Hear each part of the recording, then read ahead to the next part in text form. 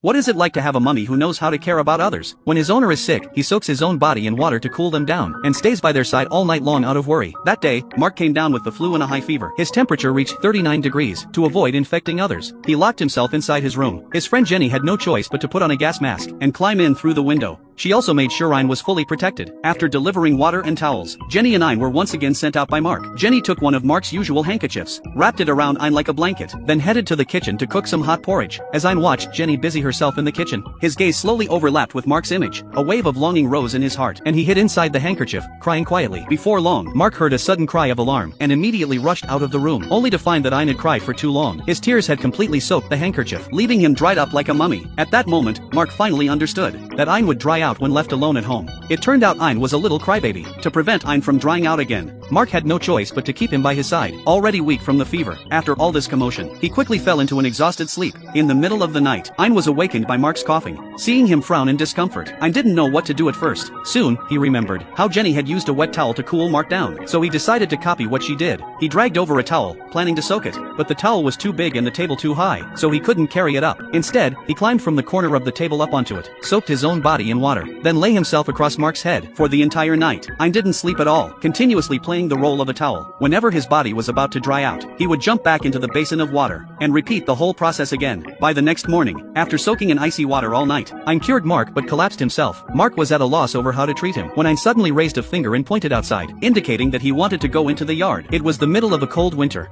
and Mark worried his condition would worsen. Before he could finish speaking, Ein had already taken small steps toward the door. Seeing how determined he was, Mark hurriedly made him a scarf and a hat, and only after bundling him up properly did he let him go into the yard. The moment Ein got outside, he eagerly jumped down to the ground, then bent over and started digging, but he was too small, and the digging was slow. Boki instantly understood Ein's intention, and stepped in to dig a large hole for him. Ein immediately burrowed into the soil. Mark was full of confusion, but could only return to the room to wait, until sometime in the afternoon, when Ein finally crawled slowly back out of the hole.